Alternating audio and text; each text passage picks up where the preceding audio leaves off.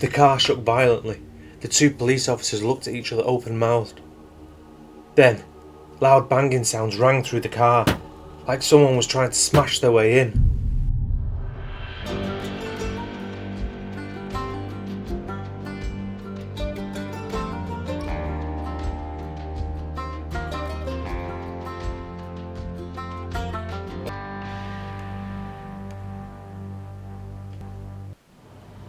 In 1987, not far from Manchester, construction work was being carried out on the Stocksbridge Bypass, a new road built across the Peak District to help connect the M1 with the Woodhead Pass and the A1616. John Holmes was employed to work the night shifts at the lorry depot, which was situated immediately below the construction of the new bypass. John liked working the night shift. He enjoyed the peace. He would stand out on his breaks listening to the call of the owl or the foxes while he enjoyed a cigarette. But lately, since the work of the bypass, John and his colleagues had started talking about feeling really uneasy working at night, and the overall feeling of being watched. But one freezing cold night, while John was standing alone outside, he thought he heard something. He stopped, giving the sound his full attention. Then, the hair stood up on the back of his neck. It sounded like voices. Children's voices, singing out in the darkness. Terrified, John listened. He couldn't make out the song or where exactly it was coming from, but he heard it. And as time passed, and the work on the bypass progressed, the voices of the children singing became more and more common, with more and more people reporting hearing their little voices singing in the early hours. Round about the same time as John started hearing the children singing in the darkness, two security guards, David Goldthorpe and Stephen Brooks, employed by Constant Securities, had the night shift patrolling the unfinished bypass. One night, driving down P. Royd Lane, one of the ancient moorland roads, which was now part of the construction site, heading towards P. Royd Bridge, David noticed it was now midnight. He turns to Stephen and is about to say, "Should we turn back?" when he suddenly noticed shapes moving. He taps Stephen's arm and points. He sees the shapes too. As they get closer, they notice it's children. 8 young children holding hands and dancing in a circle. They don't notice the security guards, even when the car stops on the gravel, and David and Stephen get out. Stephen looks at David. His worried expression is mimicked by his own. "What are they doing down here? And at this time?" he says. David just shakes his head. He shrugs. They start walking over to the children. They call out, "Hello!" But the children just fade into the darkness. Thinking at first that they had just run away, the two men search the area, but they don't even find one footprint in the soft earth. Puzzled and a little shaken, the two men climbed back into the car. They sat there for a moment, until David said, "What was all that about then?" Stephen just shook his head.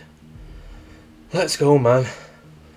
And they carried on again, until they reached the bridge, when David cried out, "Look, there! There's someone up on the bridge!"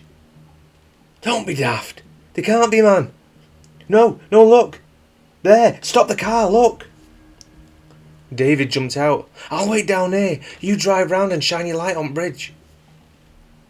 Stephen took off, aiming to catch the trespasser, as they were unsure if it was a practical joke or someone trying to harm themselves.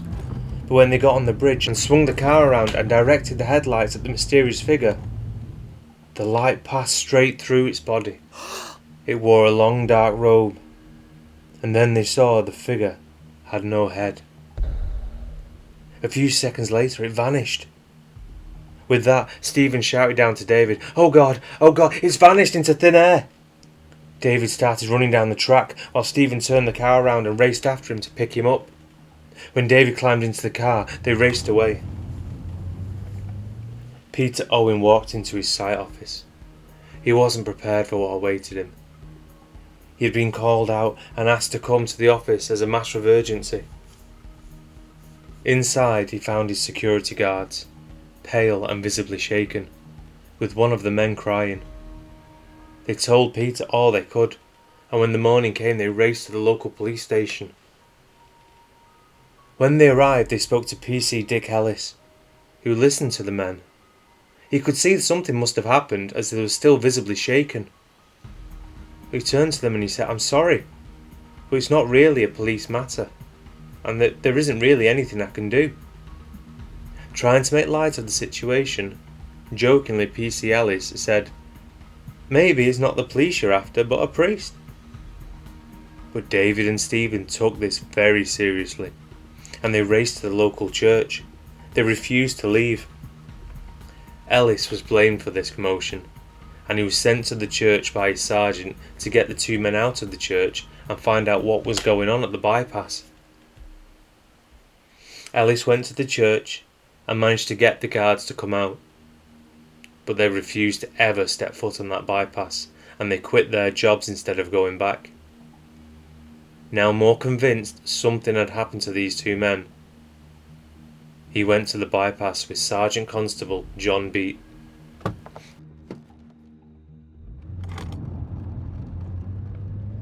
Both men, serious, no-nonsense officers, were determined to get to the bottom of this matter.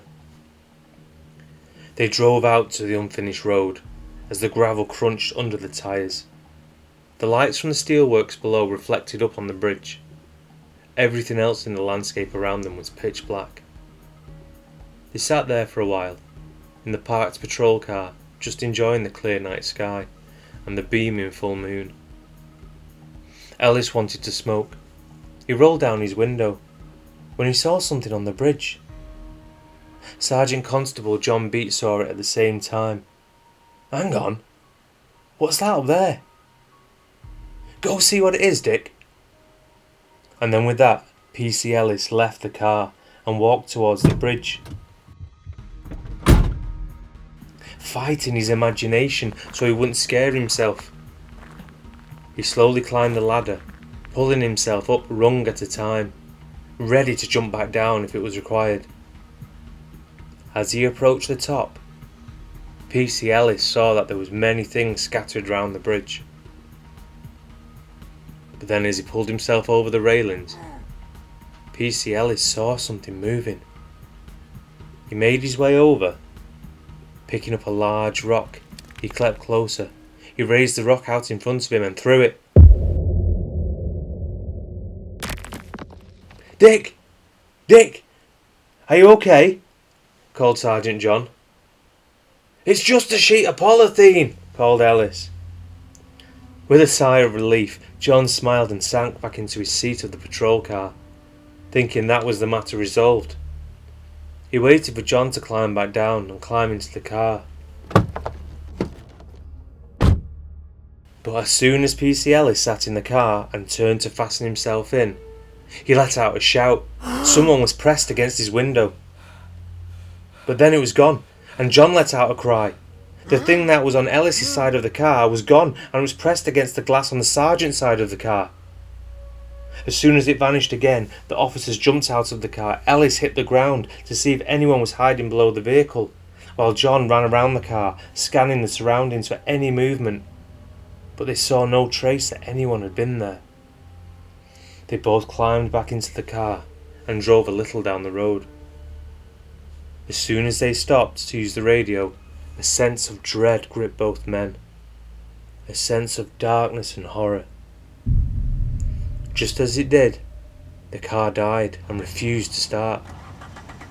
It started to rock violently side to side, and then banging started at the back of the car, loud pounding sounds against the vehicle like it was being hit over and over with a wooden bat. Sergeant John Beat tried the key again and the car sprung into life. They drove away from the area as fast as they could. "Well, that'll about do it," But to let you know, the bypass is only 5 miles long, but it's recorded as one of the most haunted roads in the British Isles. And the sightings on this road are staggering in number, with horse-drawn coaches, phantom hitchhikers, and many other phenomena, but the most famous being the children and the black monk. The sightings have also led to many accidents on this stretch of road, with 14 fatal accidents occurring in the first 10 years of the bypass being opened, leading it to being called Britain's most dangerous road.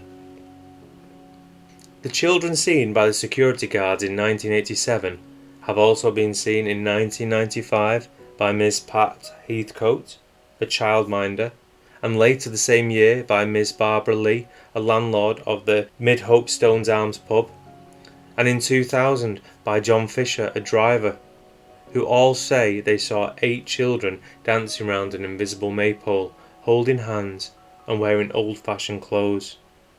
And then they just vanish. Peter Owens, the security manager, was interviewed by the police.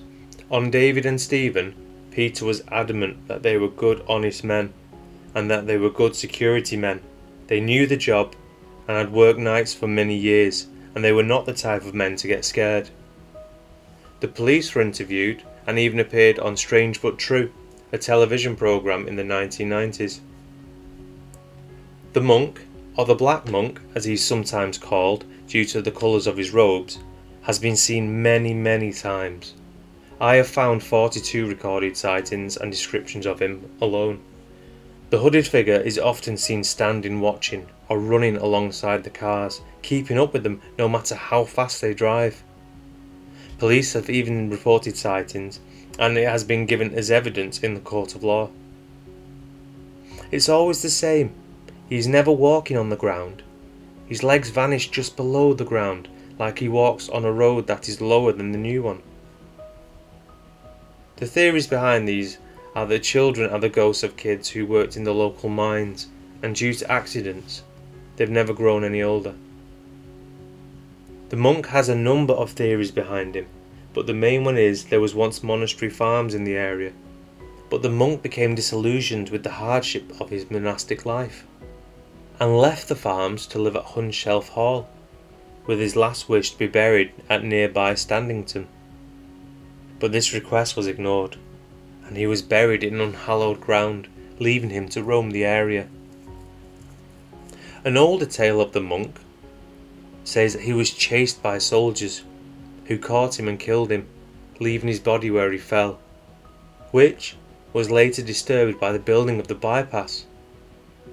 But I'll let you decide. That'll about do it.